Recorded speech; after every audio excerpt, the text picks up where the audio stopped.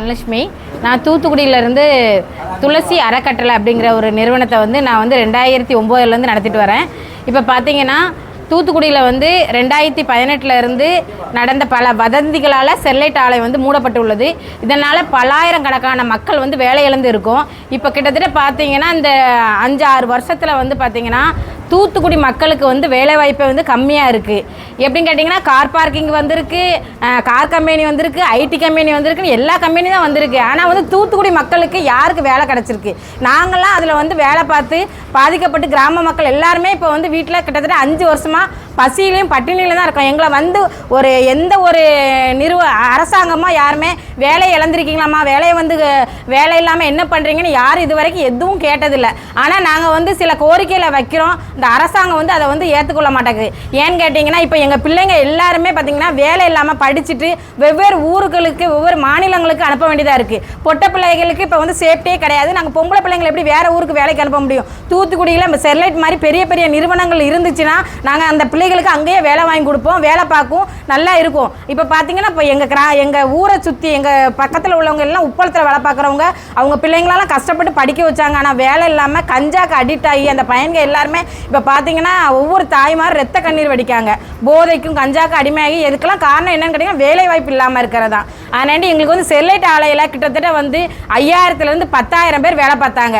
இப்போ பார்த்தீங்கன்னா அந்த கம்பெனியை மூடினாடி அதில் சுற்றி உள்ள கிராம மக்கள்லேருந்து எல்லாருமே பாதிக்கப்பட்டிருக்கோம். எங்களை ஏன்னு கேட்குறதுக்கு ஆளே கிடையாது, நாதி கிடையாது, அந்த மாதிரி தான் இருக்கும். ஆனால் நீங்கள் இதுவும் மேலே மேலே நீடிச்சுட்டே இருந்துச்சுன்னு சொன்னால் நாங்கள் பல கட்ட நடவடிக்கைகள் போராட்டங்கள் மூலியமாக நாங்கள் எங்கள் கருத்துக்களை எடுத்து வைப்போம். எங்களை ஒரு மனுஷங்களாவே மதிக்க மாட்டேங்களா? இதுக்கு நாங்கள் சொல்லிக்கிட்டு தான் இருக்கோம். இப்போ 13 உயிர் போனது அது எங்கள் சகோதர சகோதரிகள் தான், இல்லைன்னு நான் சொல்லலை.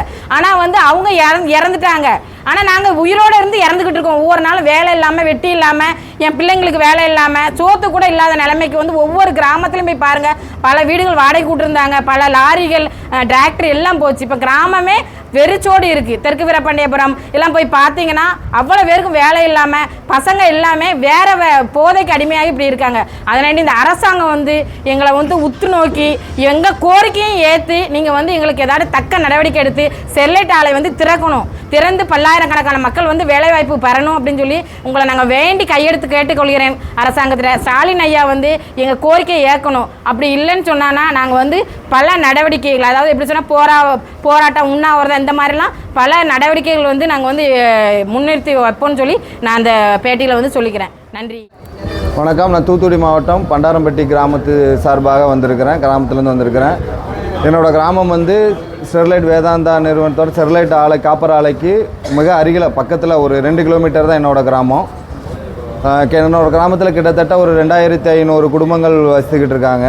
ஸ்டெர்லைட் ஆலை ஓடும் போது என்னோடய கிராமத்தில் 1500 குடும்பத்தில் உள்ள குடும்ப தலைவர்கள் இந்த காப்பர் பிளான்ட்டில் தான் வேலை பார்த்தாங்க. கம்பெனி ஆளாக இல்லைனாலும் அதில் உள்ள எல்லா கான்ட்ராக்ட்லையுமே எங்கள் ஊருக்காரங்க அவ்வளோ பேருமே எல்லா கான்ட்ராக்ட்லேயுமே இருந்தாங்க. கான்ட்ராக்டில் வேலை பார்த்தாங்க. அது நல்ல வருமானம் வந்துச்சு. குடும்ப பிள்ளைங்களை படிக்க வச்சாங்க. நல்ல வருமானம் வந்துச்சு, நல்லா இருந்துச்சு. சிலர் சொன்னதுனால எங்கள் ஊருக்காரங்க தெரியாமல் எங்கள் ஊரில் 100 நாள் போராட்டம் நடந்துச்சு. அந்த 100 நாள் போராட்டத்துலேயும் நானும் முன்னாடி நின்று நடத்தினவன் தான். நானும் அதுக்கு நிறைய உதவிகள் செஞ்சவன் தான். ஆனால் போராட்டத்தை இப்போ முன்னாடி நின்று நடத்தினவங்கெல்லாம் இப்போ ஊருக்காரங்களை யாருமே கண்டுக்கிடலை.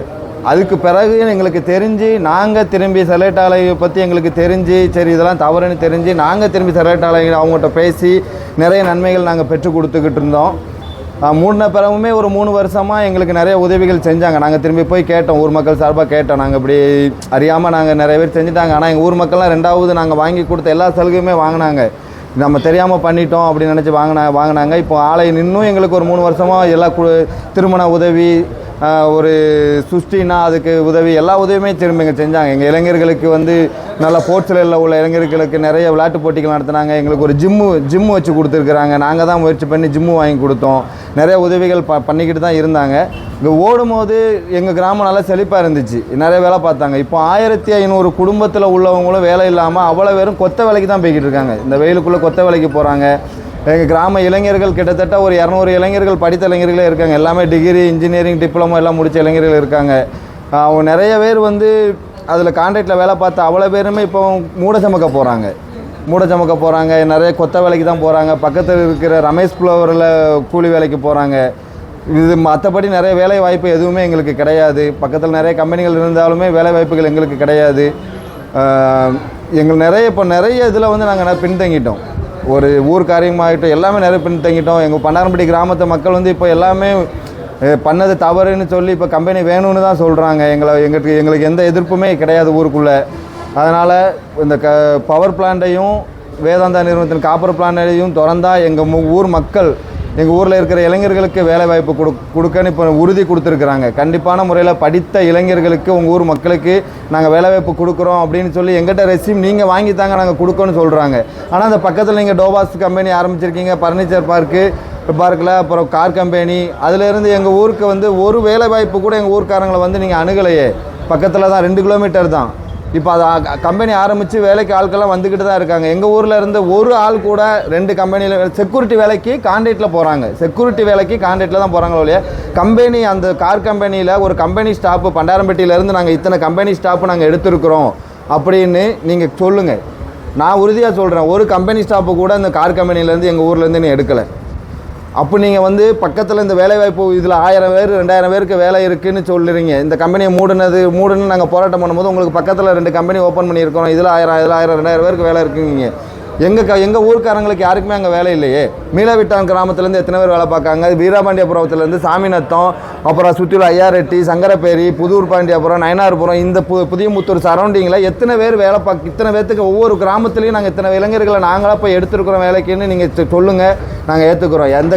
எந்த ஒரு அறிவிப்பு சும்மா ஆன்லைனில் கொடுத்தா எல்லாத்துக்குமே தெரிஞ்சிடாது. பக்கத்து ஊர்களுக்கு வந்து நீங்கள் ஒரு முகாம் போடுங்க. கார் கம்பெனிக்காரங்க வந்து நாங்கள் உங்கள் ஊர் பக்கத்தில் தான் கம்பெனி ஆரம்பிச்சிருக்கிறோம், நீங்கள் வாங்க, நீங்கள் ரெஸ்யூம் கொடுங்க, நாங்கள் இவ்வளோ ஒரு இன்டர்வியூ வந்து ஒரு இன்டர்வியூ வந்து அங்கே வச்சு வைக்கலாம். ஆனால் நீங்கள் எதுவுமே பண்ணலை. அப்போ எங்கள் பக்கத்து ஊருக்காரங்களுக்கு நீங்கள் அதில் வேலையும் கொடுக்கல, இருந்த வேலை பார்த்த கம்பெனியும் அடைச்சி வச்சுருக்கிறீங்க. அப்போ நாங்கள் வேலைக்கு எங்கே போகிறது? எங்கள் பசங்க படிச்சுட்டு இந்த வெயிலுக்குள்ளே கொத்த வேலை பார்த்துட்டு இருக்காங்க. இப்போ நீங்கள் நேராக வந்தால் கூட ஒரு டிகிரி முடித்த பையன் இங்கே கொத்த வேலை பார்த்துருக்கான். நாங்கள் வரும்போது அவன் டிகிரி முடிச்சிருக்கான், இதில் தான் கொத்த வேலை பார்த்துக்கிட்டு இருக்கான். நீங்கள் பிரச்சனை நீங்கள் நேராக வாங்க, அவனை விட்றான், அவன் செங்கல் சமைக்கிறது உங்களுக்கு தெரியும். அவன் ஏன் கொத்த வேலைக்கு போகணும்? இந்த கம்பெனி திறந்துருந்து இப்போ இல்லைனா கார் கம்பெனியில் அவனுக்கு வேலை கொடுத்துருக்கலாமே. இந்த கம்பெனி திறந்தா எங்களுக்கு அவங்க எங்கிட்ட நீங்கள் ரெஸ்யூம் வாங்கி தாங்க. அவங்க ஊருக்காரங்க எத்தனை படித்த இளைஞர்கள் தான் நாங்கள் உங்களை வேலைக்கு சேர்க்குறோங்கிறாங்க. நீங்கள் எங்களுக்கு எப்படியாச்சும் இந்த முதலமைச்சர் ஸ்டாலின் அவர்கள் இந்த எங்களோட கோரிக்கையை ஏற்று நாங்களும் திங்கக்கிழமை கலெக்டர்கிட்ட மனு கொடுக்க போகிறோம். ஆனால் எங்கள் ஸ்டெர்லைட் ஆலையா அப்படின்னு பார்த்தாலே எங்களை வந்து நீங்கள் போங்க, வெளியே போங்க, கொஞ்ச நேரம் கழிச்சு வாங்க அப்படின்னு எங்களை அங்கே மனு கொடுக்க கூட விட மாட்டேங்காங்க. நாங்கள் ஒளிஞ்சு தான் மனு கொடுக்க வேண்டியதாக இருக்குது. அப்போ நாங்கள் எங்கள் கோரிக்கையை எப்படி வைக்கிறது? நீங்கள் வந்து இது ஏதாவது ஒரு முடிவெடுத்து எங்களுக்கு இந்த 2 ஆலையையும் நீங்கள் திறக்கிறதுக்கு ஒரு வழி பண்ணணும். அப்படி இல்லைன்னா எங்கள் கிராமத்தில் நாங்கள் அமைதியான முறையில் போராட்டம் நடத்துவோம். அமைதியான முறையில் தான், நாங்கள் திரும்பி வன்முறைக்கெலாம் நாங்கள் போகலை. அமைதியான முறையில் நாங்கள் எங்கள் வீட்டில் என் வீட்டு முன்னாடி வச்சு கூட நாங்கள் அமைதியான முறையில் நாங்கள் போராட்டம் நடத்துவோம். எங்கள் போராட்டத்துக்கு ஆதரவு கொடுக்க எங்கள் கிராம மக்கள் எங்களுக்கு ஆலை வேணும்னு தான் சொல்கிறாங்க. எங்கள் கிராம மக்கள் ஆலை வேண்டாம்லாம் சொல்லலை, கிராம மக்கள் ஆலை வேணும்னு தான் சொல்கிறாங்க. எங்களுக்கு எப்படியாச்சும் ஸ்டாலின் அவர்கள், முதலமைச்சர் அவர்கள் எங்களுக்கு எங்கள் கோரிக்கையை ஏற்றுக்கொண்டு எங்களுக்கு எப்படியாச்சும் இந்த கம்பெனியை திறக்கிறதுக்கு வழிவகை செய்யணும். எங்கள் கிராம இளைஞர்களுக்கு திரும்பியும் வேலைவாய்ப்பு வேணும். எங்கள் கிராமத்தில் இந்த படிக்காத எங்கள் கிராமத்து குடும்ப தலைவர்கள்லாம் அங்கே அந்த கான்ட்ராக்டில் மாதம் 15,000 20,000 சம்பளத்துக்கு வேலைக்கு போய்கிட்டு இருந்தாங்க. இப்போ அவங்க ஃபுல்லாக கொத்த வேலைக்கு போய்கிட்டு இருக்காங்க. வேறு வேலை இல்லை, செக்யூரிட்டி வேலைக்கு பக்கத்தில் உள்ள குடோனுக்குள்ள செக்யூரிட்டி வழி இல்லாமல் செக்யூரிட்டி வேலைக்கு போய்கிட்டு இருக்காங்க. எங்களுக்கு எப்படியாச்சும் வேலைவாய்ப்பை ஏற்படுத்தி கொடுக்கறதுக்காண்டி எங்கள் கிராம மக்கள் சார்பாக நான் கேட்டுக்கொள்கிறோம். எங்களுக்கு எப்படியாச்சும் இந்த கம்பெனியை திறக்கணும். வேதாந்தா நிறுவனத்தோட ஸ்டெர்லைட் காப்பர் பிளான்ட்டையும் பவர் பிளான்ட்டையும் திறந்தீங்கன்னா எங்கள் இளைஞர்களுக்கு கண்டிப்பான முறையில் நான் 200 இளைஞர்களுக்கு நான் பேசி வேலை வாங்கி கொடுக்குறேன். எங்கிட்ட அவங்க உறுதி கொடுக்குறாங்க, உங்களுக்கு நாங்கள் வேலை வாங்கி உங்கள் ஊருக்காரங்களுக்கு நாங்கள் கண்டிப்பாக படித்த இளைஞர்களுக்கு வேலை கொடுக்குறோம் அப்படின்னு உறுதி கொடுக்குறாங்க. நீங்கள் எங்களுக்கு எப்படியாச்சும் அந்த கம்பெனியை திறக்கிறதுக்கு வழிவகை பண்ணிங்கன்னா எங்கள் ஊரில் இருக்கிற ஒரு 200 படித்த இளைஞர்கள், அது படிக்காதவங்களுக்கு கூட அதில் ஒரு கான்ட்ராக்டில் ஒரு வேலை வாங்கி கொடுத்து எங்கள் ஊர் இளைஞர்களும் எங்கள் ஊர் ஆட்களையும் எங்கள் ஊர் மக்களையும் ஒரு செழிப்பானது கொண்டு வந்துடுவோம்.